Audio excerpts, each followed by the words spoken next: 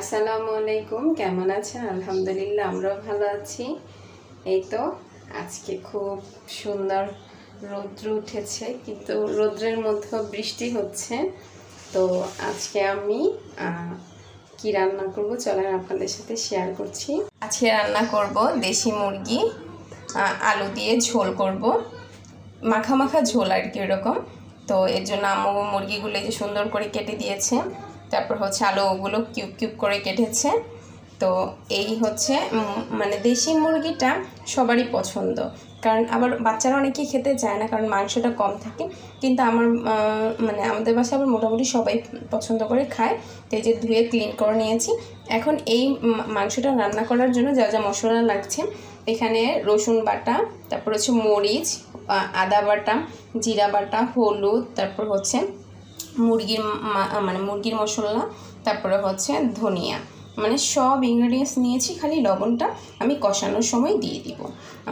এই যে দেখছেন, তো সব নিয়েছি এবং সবগুলো বাটা মশলা এবং পাটায় বেটে নিয়েছি। তো চলেন আমরা রান্নায় চলে যাই।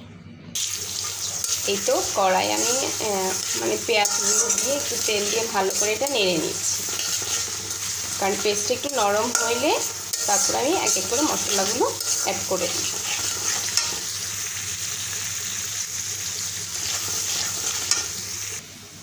এই তো আমি মশলাটা না একটু পানি দিয়ে গুলিয়ে নিয়েছি, কারণ যদি মশলাটা একটু ভালো করে গুলিয়ে নেওয়া হয় না, তাহলে মশলাটা পুড়ে যাওয়ার সম্ভাবনা থাকে না। তার জন্য আমি আর কি এরকম পানি দিয়ে আর কি মশলাটা গুলে নিয়েছি। এখন আমি মশলাটা দিয়ে দিব। এই যে এখন আমি নেড়ে নিচ্ছি, এর মধ্যে আমি এই তো গুলে রাখা মশলাটা ঢেলে দিচ্ছি। এখন ভালো করে এটাকে কষিয়ে নেব।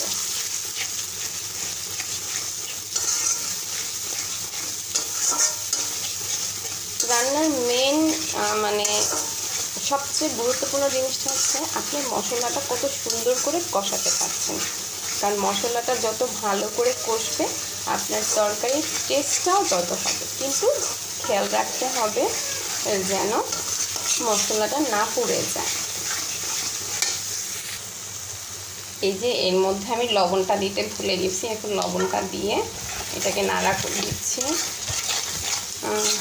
মশলাটা ভালো করে কষে গেছে, এখন আমি এর মধ্যে মাংসটা দিয়ে দেবো। দেখছেন মশলা থেকে তেলটা উঠে গেছে, এর মধ্যে আমি মাংসগুলো দিয়ে দিচ্ছি। বিসমিল্লাহ। আমি সাথে আলুও দিব। একটু মাংসটাকে আগে একটু কষিয়ে নিচ্ছি। আমার আম্মু বলেছিল আলুগুলো একসাথে দিয়ে দিতে, কিন্তু আমি মশলাটা দিয়ে একটু মাংসটাকে আগে একটু কষানোর পরে আর কি আমি আলুটা দিব। এই যে ভালো করে এখন নেড়ে নিচ্ছি। এখন একটু কষুক, এদিক দিয়ে মাংসটা ভালো করে কষে নিচ্ছে। এই যে এখন আমি চলেন ওই দিকে চলে যাই।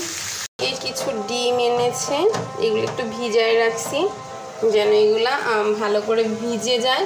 ভিজে গেলে একটু ক্লিন করতে পারি, কারণ ডিম ক্লিন করে ফ্রিজে রাখা খুবই ভালো, কারণ ফ্রিজে অনেক ধরনের খাবার রাখা হয়।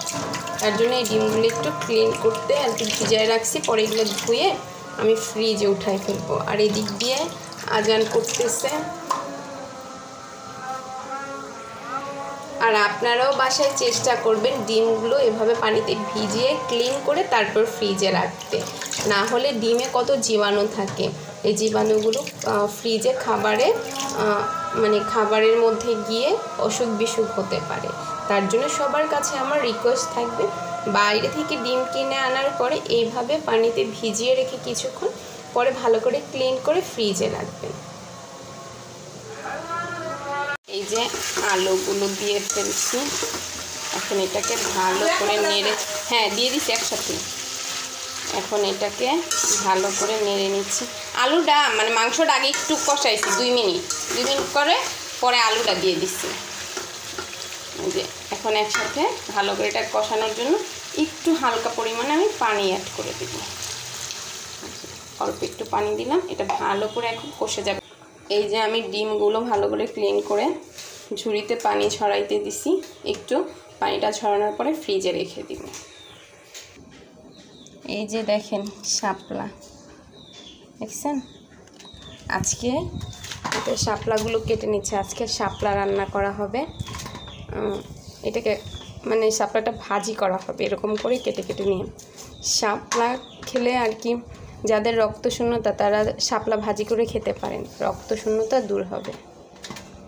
কারণ আমি এটা আমার আইমানের জন্য এনেছি, কারণ আইমানের ডাক্তার বলেছে রক্তশূন্যতা, তার জন্য ওকে মানে এই শাপলাটা আর কি খাওয়াতে বলেছে। এই যে শাপলাগুলো কাটা হয়ে গেছে, দেখছেন? এই শাপলাটা ফুটাইছি মাত্র, এখন এটাকে ধুয়ে রান্না করব।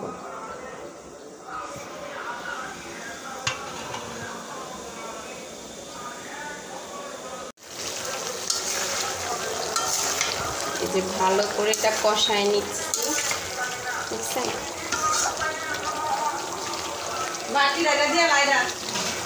দেই গরম পানিও করে নিছি, কারণ আমি মাংসটার মধ্যে গরম পানি দিব। এই যে এখন আমি পানি দিয়ে দিছি, এখন এটা তরকারিটা হওয়ার পালা। দেখেন মাশাআল্লাহ সুন্দর কালার আসছে এবং বলকও চলে আসছে। গরম পানিটা দিলে তরকারিটা স্বাদটা বাড়ে, এর জন্য আর কি গরম পানি দিয়েছি। এই তো আমি শাপলাগুলো ভালো করে ধুয়ে নিয়েছি, একটু নরম মানে ধোয়ার সময় একটু ক্যাচড়ায় নিয়েছি যে নরম হয়। তো এখন এই মানে শাপলাটা রান্না করার জন্য তত বেশি উপকরণ লাগছে না, শুধু পেঁয়াজ আর কাঁচামরিচ লাগছে।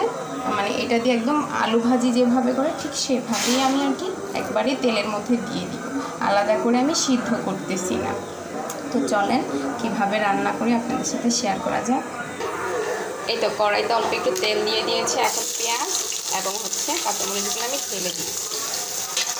এখন এগুলো ভালো করে এই যে নেড়ে একটু নরম করে নিব, তারপরে এর মধ্যে মানে একটু লাল লাল করে নিব পেঁয়াজটা, তারপরে আর কি আমি এর মধ্যে শাপলাটা দিয়ে দিব আর একটু জাস্ট লবণ দিব। এই দিক দিয়ে আমার মাংসটা আলহামদুলিল্লাহ হয়ে গেছে। এখন আমি চুলাটা বন্ধ করে দিব, দেখছেন? এই তো হয়ে, এখন আমি চুলাটা বন্ধ করে এর উপরে জিরা গুঁড়ি দিয়ে দিব। এই তো আমি চুলাটা বন্ধ করে দিছি, এখন এর উপরে আমি জিরা গুঁড়ি ছিটিয়ে দিচ্ছি।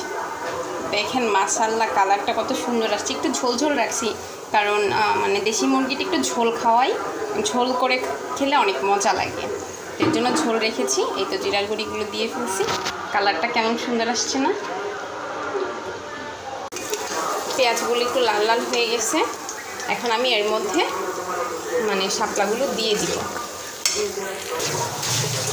এই যে এখন এর মধ্যে শাপলাগুলো আমি ঢেলে দিলাম।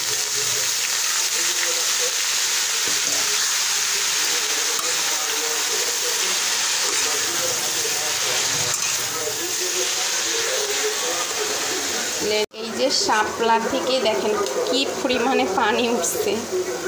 এই যে এখন এটাকে আমি এক ফোঁটাও পানি দিয়ে নেই এবং দিবও না, এটা এখন নেড়ে চেড়ে সিদ্ধ হোক।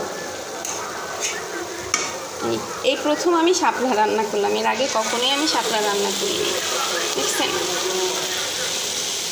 কি পরিমাণে পানি উঠছে? এই শাপলার পানি দিয়ে শাপলা সিদ্ধ হয়ে গেছে। এই তো ফাইনালি আমাদের রান্না হয়ে গেছে।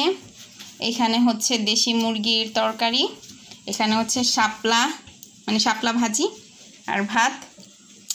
বেসিক্যালি আমি আজকে রোজা রেখেছি, তার জন্য আর কি ইফতারের সময় খাবো। আর তার সাথে আমি ইফতারের আইটেমও করেছি, কিন্তু বেশি মানে সবচেয়ে মজাদার হচ্ছে দেখেন মুরগির তরকারিটা। আমি মানে মনে করেন ইফতারের পরেই এটা দিয়ে ভাত খাবো ইনশাল্লাহ। তো এই যে শাপলা ভাজিটা দেখেন মাশাআল্লাহ। তো সবগুলোই রান্না আমার কমপ্লিট এবং মানে এখন খাওয়ার পালা।